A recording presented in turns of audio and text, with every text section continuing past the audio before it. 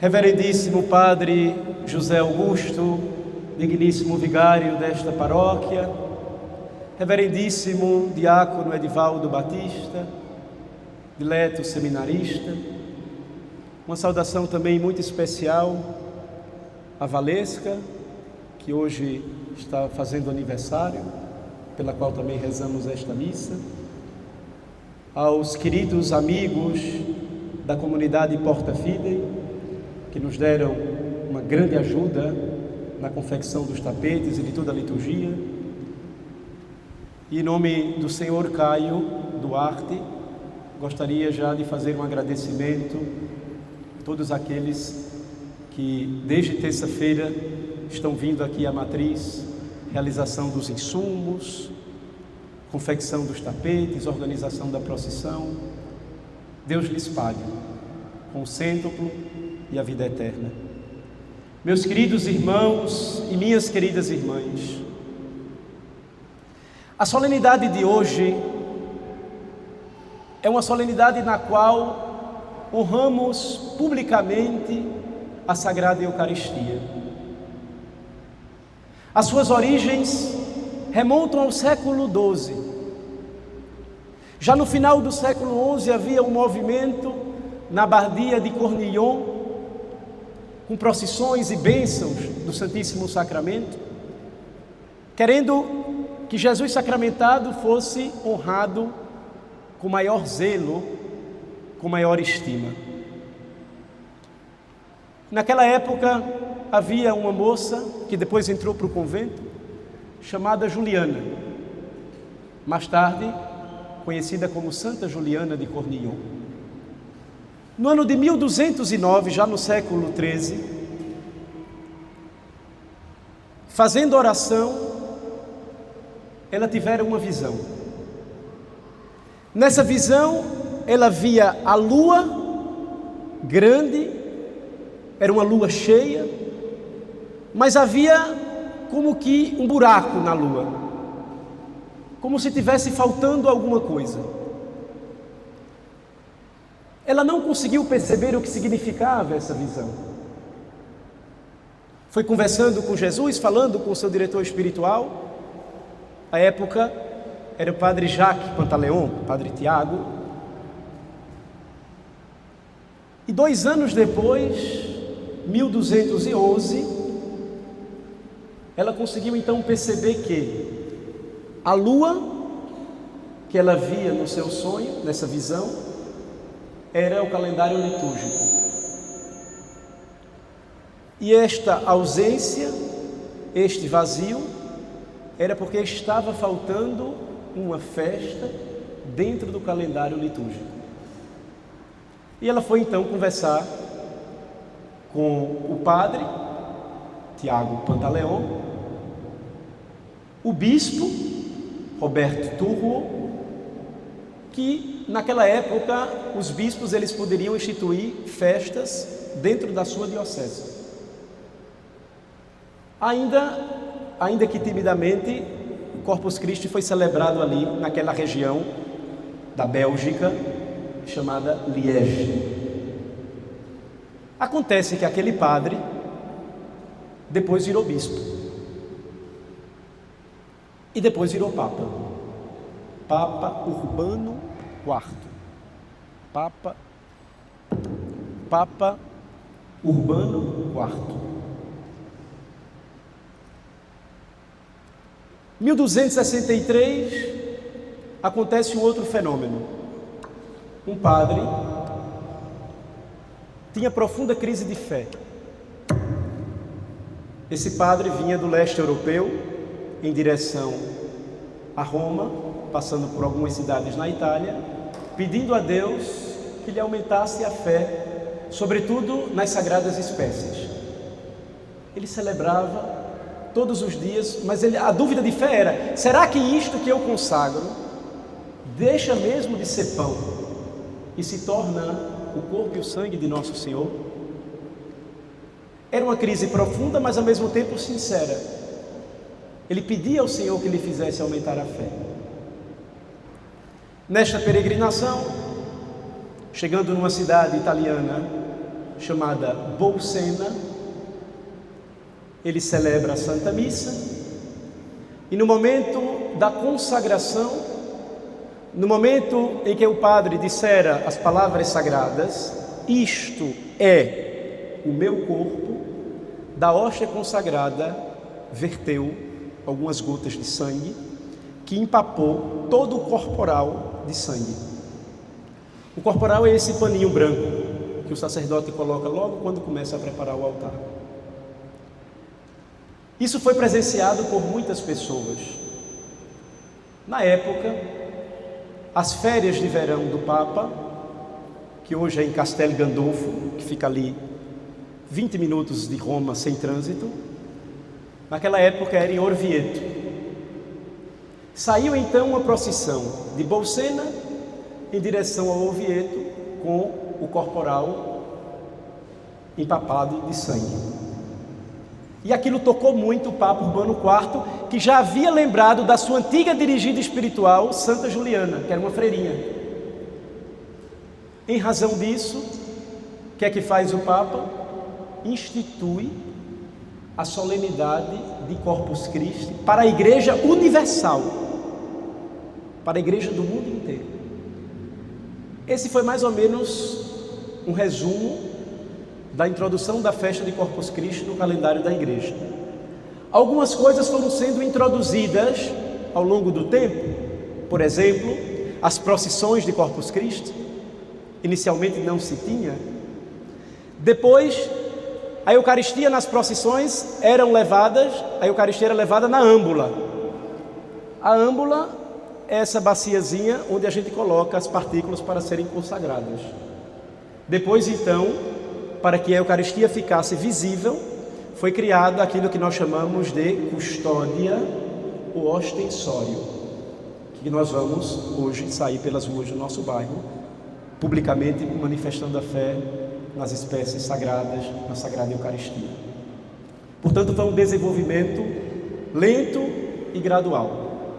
E Corpus Christi, então, foi sendo, sobretudo mais na frente, depois do Concílio de Trento, incorporado na Igreja inteira. Ainda na origem desta festa, quando o Papa, então, precisava criar uma missa, precisava criar uma liturgia. Quem era o consultor teológico do Papa Urbano IV? Imaginam? Ninguém menos do que Santo Tomás de Aquino.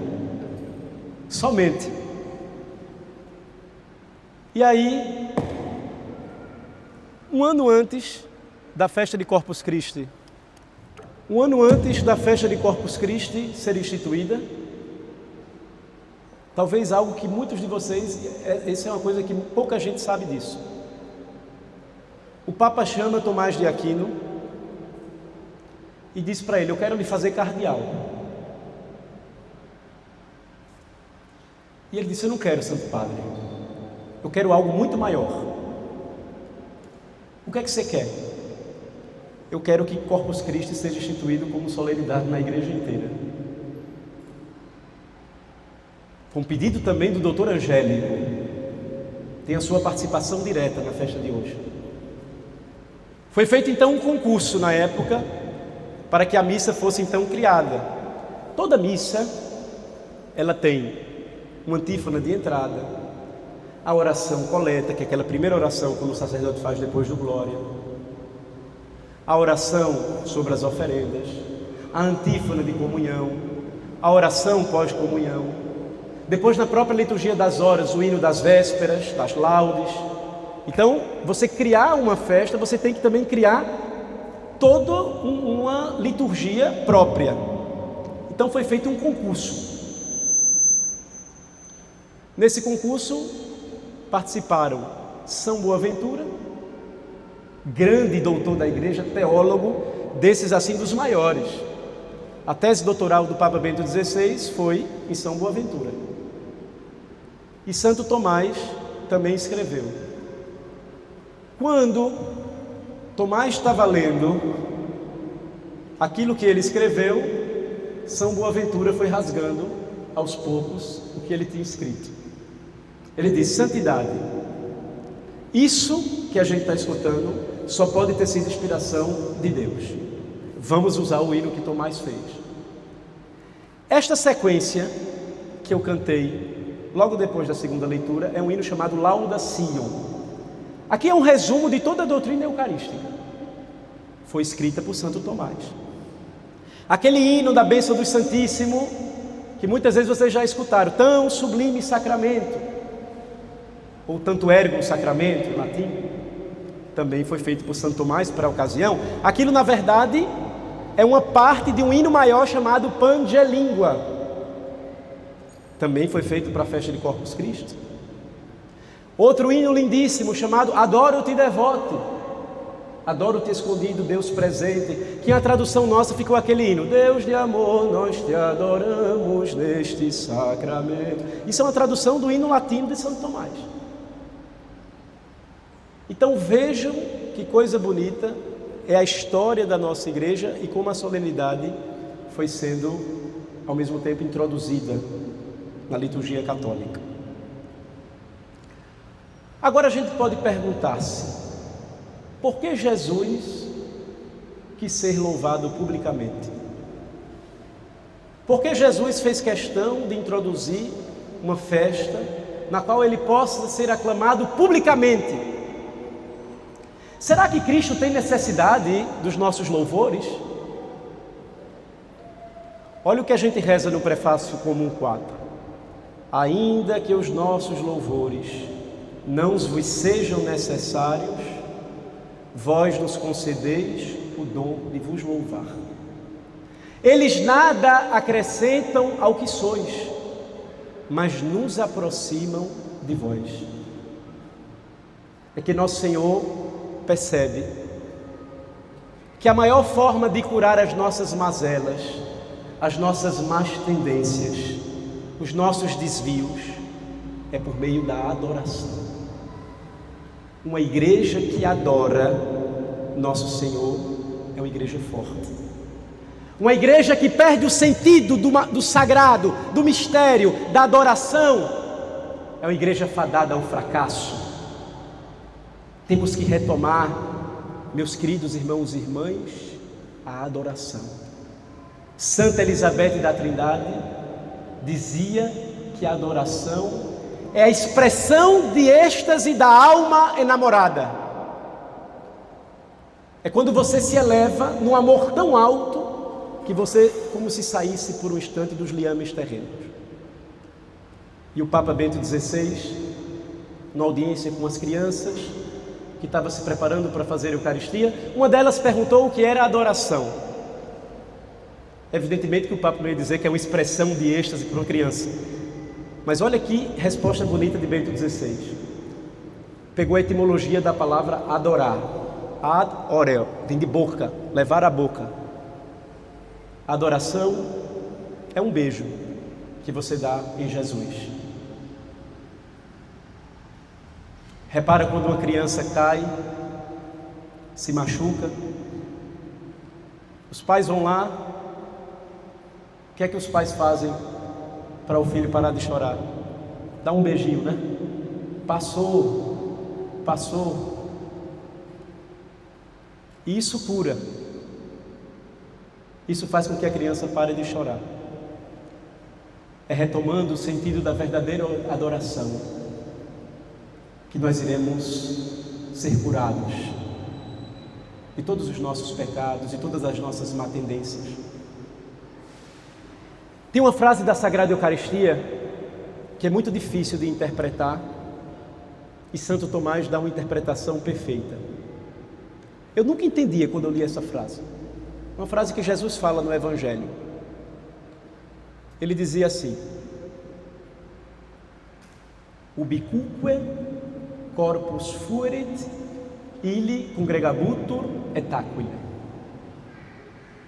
Aonde se encontram os corpos, ali se encontrarão os pássaros, as águias. Aonde se encontram os cadáveres, ali se encontrarão os abutres. O que será que Jesus quis dizer com isso? Santo Tomás dá uma interpretação eucarística para essa frase. Ele dizia que um filho de Deus é como aquelas águias, aqueles urubus, que ficam voando procurando carcaça.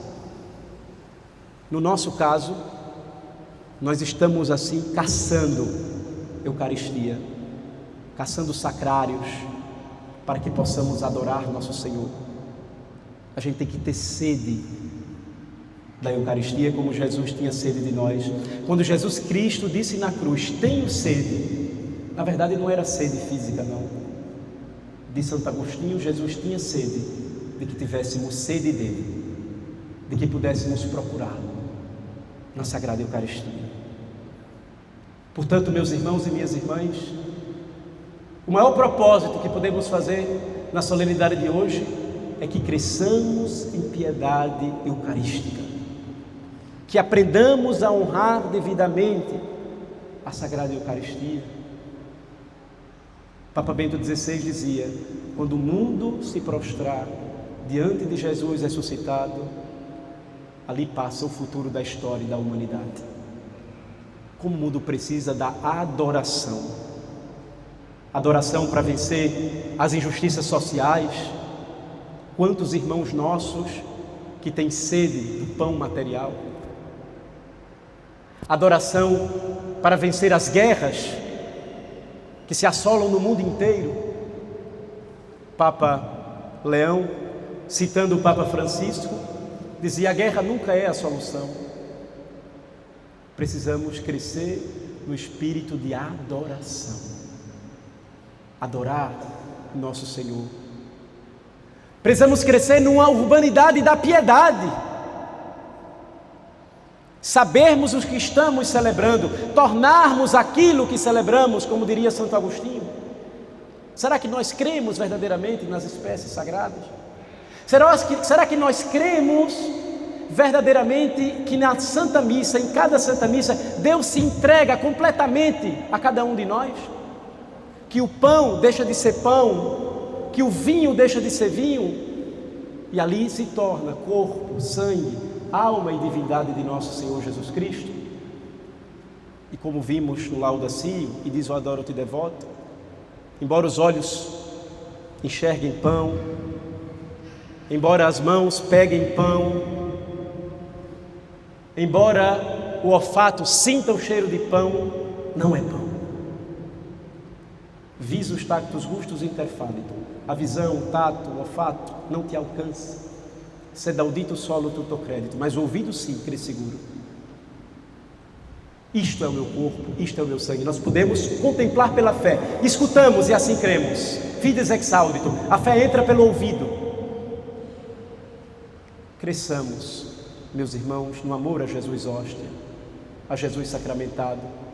Que Jesus possa de fato ser glorificado na nossa família, na nossa sociedade, pois vivemos numa terra de Santa Cruz, um país que foi forjado com o sangue de Cristo, a terra não somente da Santa Cruz, mas a terra da Vera Cruce, da cruz de Cristo que salvará o mundo. Em nome do Pai, e do Filho, e do Espírito Santo.